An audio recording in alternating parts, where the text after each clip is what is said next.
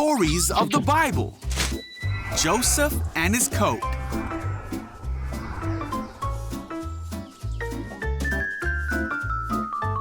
So this is Joseph. Hey!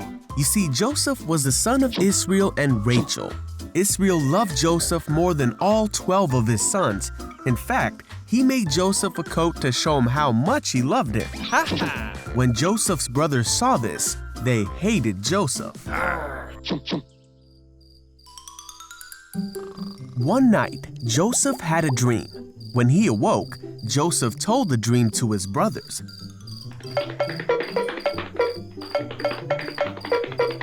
He said, "Listen to this dream I had.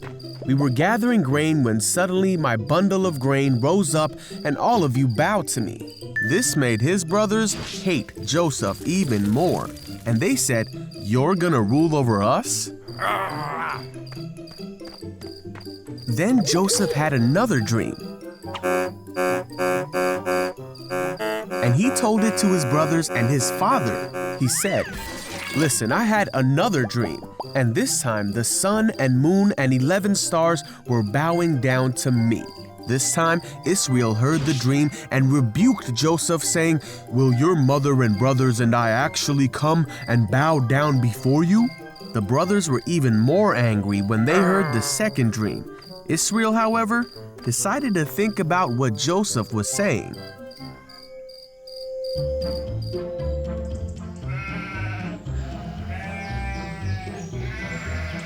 One day, Joseph's brothers were working when they saw Joseph coming to meet them. One of his brothers mocked him and said, "Here comes the dreamer. Come on now, let's kill him and throw him away to be devoured by a ferocious animal. Then we'll see what comes of his dreams." One of the brothers named Reuben wanted to rescue Joseph, so he said, "Let us not take his life. Instead, throw him in the pit." Yeah! So when Joseph came to his brothers, Hey! they attacked him. They took the robe their father had given Joseph. They hoisted Joseph up and threw him into the well. Then they saw a group of men from Midian coming towards them. Judah thought it would be a good idea to sell Joseph to these men. So the brothers sold Joseph to the merchants for 20 shekels. The brothers then took the coat of many colors back to their father and made him believe that Joseph had been killed. Israel wept for his son whom he loved. Meanwhile, Joseph was taken as a slave to Egypt to work in the house of a man named Potiphar, for Joseph's story was only just beginning. Stories of the Bible. Joseph in Egypt.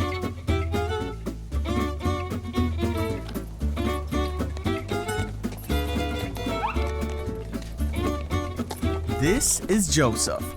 Hey! Who was the son of Israel and Rachel. He was his father's favorite, so his brothers hated him and sold him into slavery.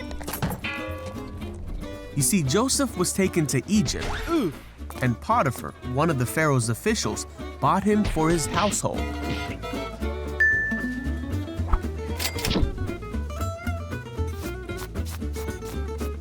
God was with Joseph, and he did well in Potiphar's house. Potiphar saw that God made everything Joseph did a success. So he put Joseph in charge of his whole house. Yeah! And God blessed Potiphar's house because of this.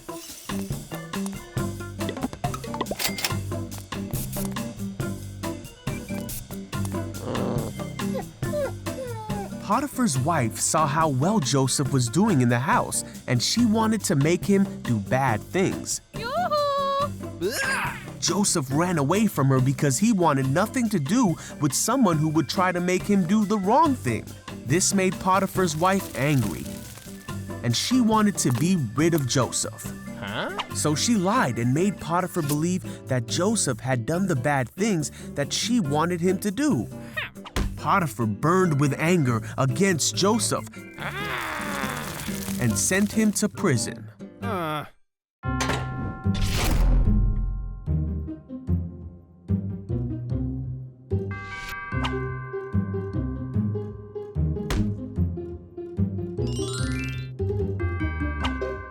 While Joseph was in prison, again, he did well, and the warden soon made him responsible for all that was done there. God was with Joseph and gave him success in whatever he did. When 2 full years had passed, Pharaoh was having unsettling dreams. Pharaoh did not understand his dreams, so he sent for Joseph. Pharaoh asked Joseph to tell him the meaning of his dreams. With God's help, Joseph told Pharaoh that the dreams told of what could come in the future, and he explained all the dreams to the Pharaoh. Pharaoh believed that what Joseph was saying was true. He trusted Joseph as a wise man, and he put him in charge of the land of Egypt, of Pharaoh's palace, and of all his people.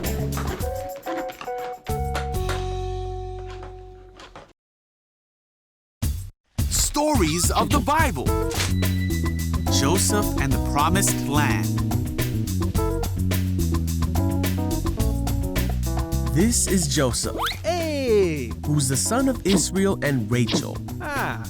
Joseph was the most loved of all his brothers, so his brothers hated him.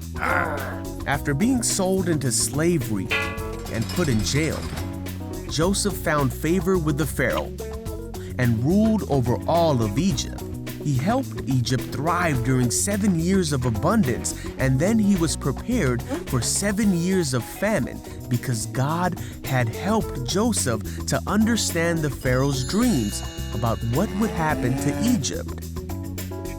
Now during this time, Joseph's brothers came to seek his help, and after testing them, Joseph told them who he was, and he forgave his brothers for all the trouble they had put him through.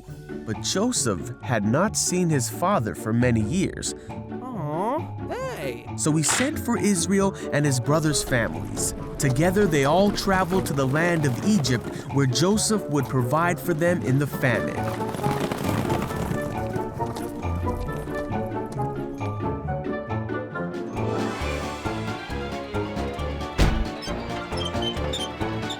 Pharaoh allowed Joseph and all his brothers to settle in one of the best parts of Egypt. And finally, Joseph was reunited with his father. Joseph lived 110 years and saw 3 generations of his family flourish in the land.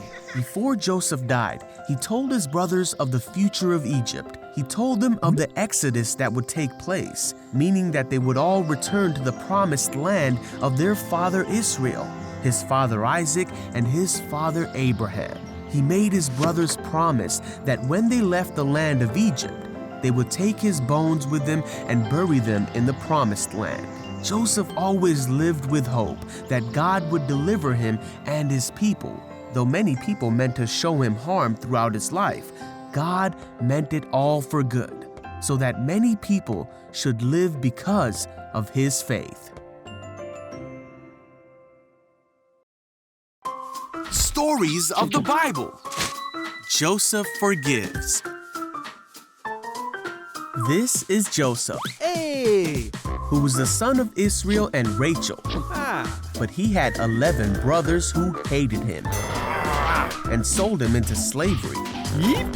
After being put in jail, Joseph told of the future of Egypt when he interpreted Pharaoh's dreams, and Joseph found favor with the Pharaoh. The Pharaoh made Joseph a leader in his kingdom. Just as Joseph had told the Pharaoh, Egypt had 7 years of abundance. Then the 7 years of abundance came to an end, and the 7 years of famine began, just as Joseph had said. But the Egyptians had food to eat because Joseph had planned for the famine. There was famine in all the other lands, and many came to Joseph to buy food.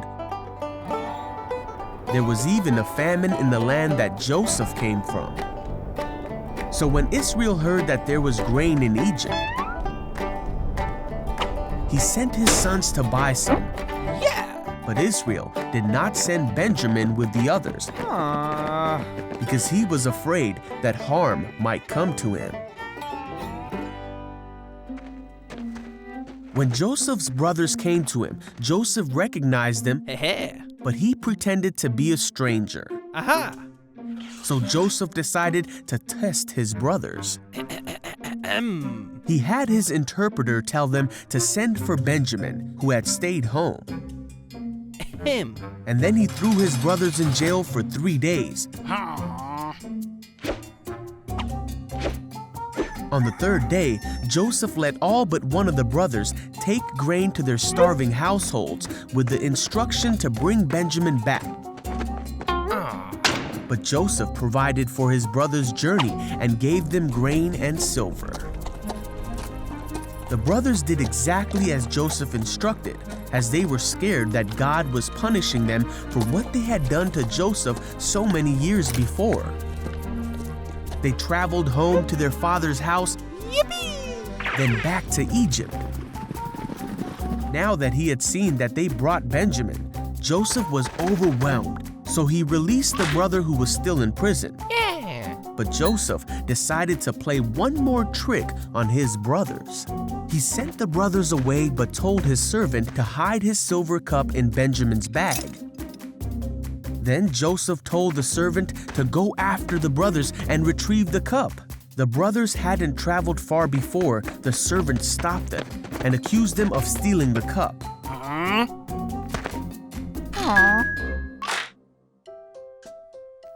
Joseph could no longer control himself before his attendants. He made them leave so he could be alone with his brothers, and he told his brothers who he really was. Ta-da! He told them of his life and all he had experienced, and he forgave them for what they had done. God was with Joseph and took care of him and showed him favor.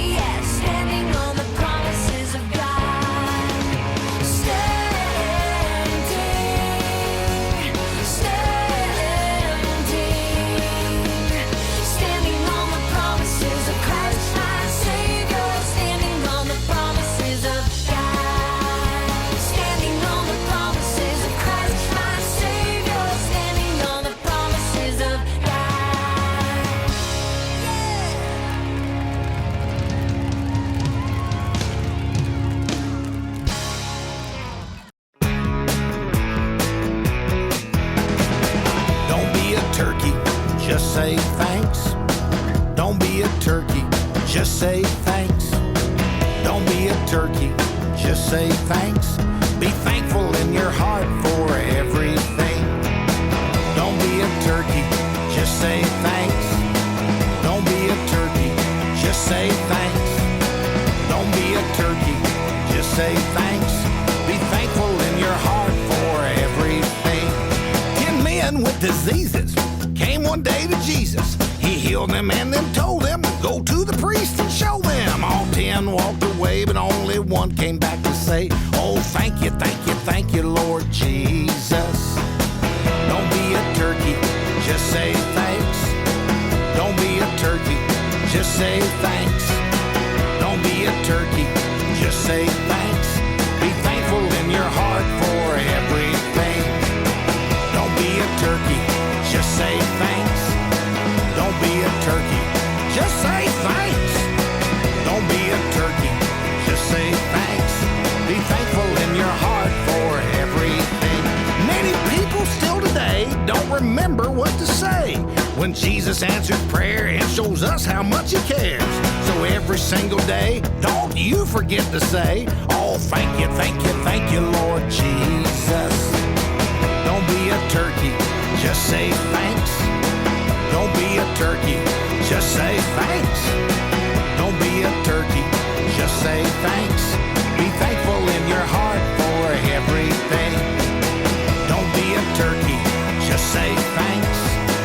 Don't be a turkey, just say thanks. Don't be a turkey, just say thanks. Be thankful in your heart